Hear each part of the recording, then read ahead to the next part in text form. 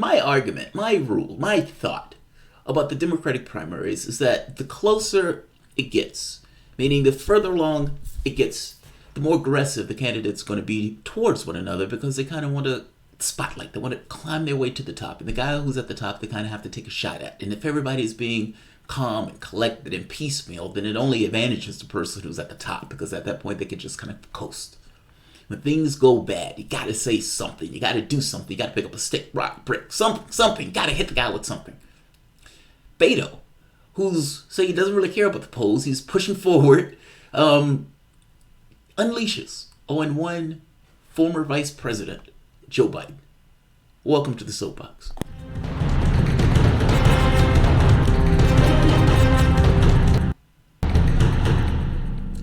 My name is Jamarl Thomas. This is the Progressive Soapbox. And Beto, given the opportunity, asked the question about Joe Biden, the front runner, 30% polling. What do you think? What do you say? You're standing on a stage, mano a mano. It's just you, awkward Beto, and it's just Joe Biden. What do you say to Joe Biden? He's smelling the hair of a host, and he looks at you. How do you respond? Here's Beto unleashing on one Mr. Joe Biden.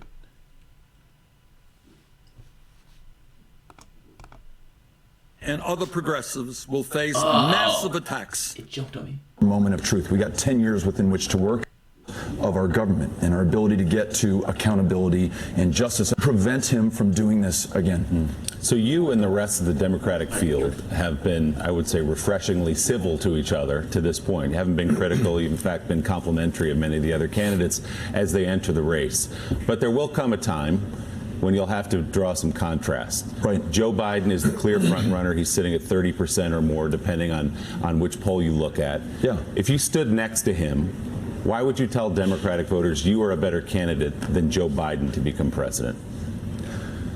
Because you cannot go back to the end of the Obama administration and think that that's good enough. As much of a horror show as Trump has been, his racism, the disaster of his foreign policy, his punishment of farmers and workers here in this country. We had real problems before Donald Trump became president. You had folks who were working 2 and 3 jobs just to make ends meet. You had 10 times the wealth in white America than you had in black America. You had nearly 40,000 gun violence deaths in this country every single year without any meaningful reform to our gun safety laws. You had immigration reform that had been languishing for 30 years, and within the Obama administration, 400,000 people deported from this country in 1 year alone, destroying families and breaking up communities. So we cannot return to the past. We cannot simply be about defeating Donald Trump. We've got to bring everyone into this democracy to make sure that in the most ambitious, aspirational way possible, we confront the greatest challenges that we've ever faced. Comprehensive immigration reform, freeing dreamers from any fear of deportation, fully taking on climate change before it is too late, and the most ambitious set of proposals that has been produced by a single candidate.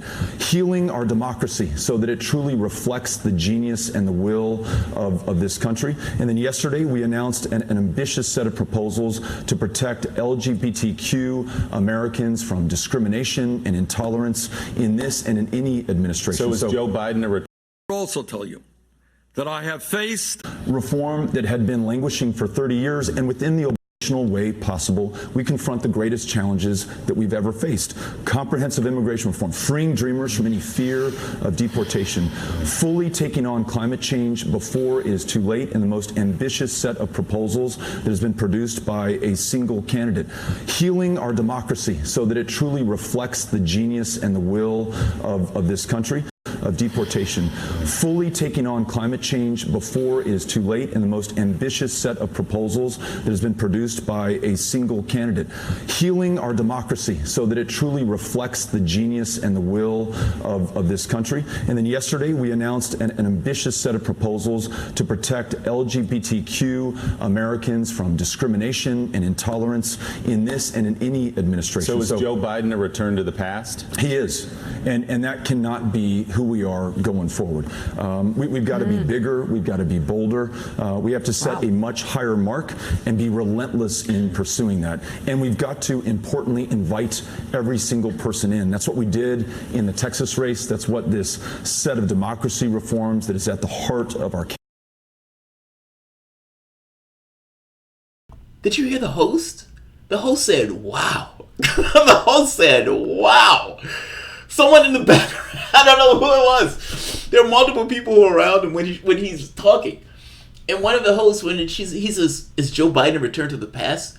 Without a second thought, without a breath, yes. And he follows in on it like, yes, we cannot go back. It was a hellscape when Joe Biden was a vice president. We can't go back. We can't go back. The host says, oh, wow. I love that. Because that's real. That's real. Not what he's doing. More so the response of the host. Where the host is like, wow. Wow. Like, that's a swing. Up to this point, these guys have been civil. He's gone so far as to say he's hitting Obama on this. Like, he's like, he names all of the failures that took place during the Obama administration. He's lays it at the doorstep of Joe Biden. You might think that Obama was okay, but we can't go back to what that was. That got Trump elected. We can't go back.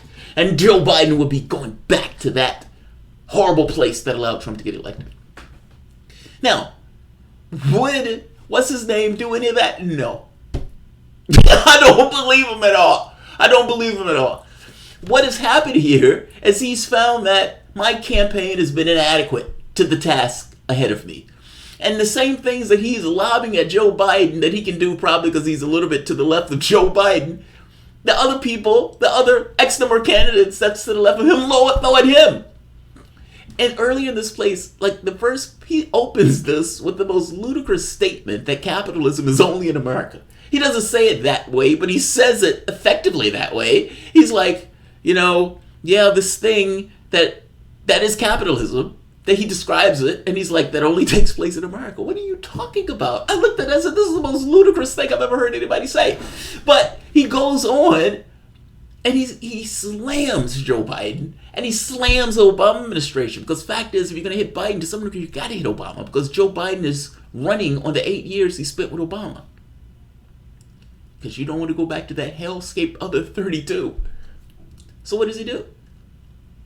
You have to hit Biden. You got to hit Obama. You got to describe what brought Trump into this place. You need to tie Biden to what brought Trump into office, especially if that's what Joe Biden is going to be running on.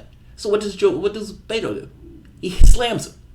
He's the furthest left candidate in this race, give or take. So what am I going to do? I'm going to hit him. I'm to the left of him. I'm going to hit him in this particular way. Am I going to say anything specific? No. I don't need to do that. I can use rhetorical flourish to get my point across. And so he gets on there and he gives a pretty decent rhetorical flourish, putting a knife in Joe Biden and Obama in the process. He's like, all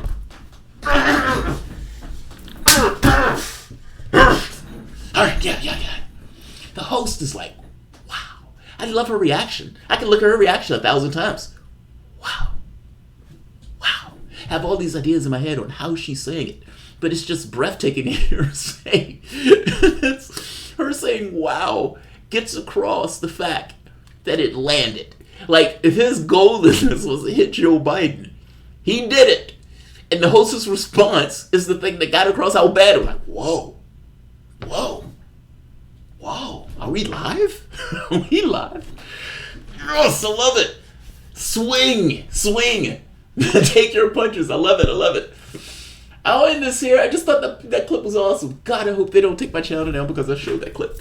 But I thought that clip was awesome.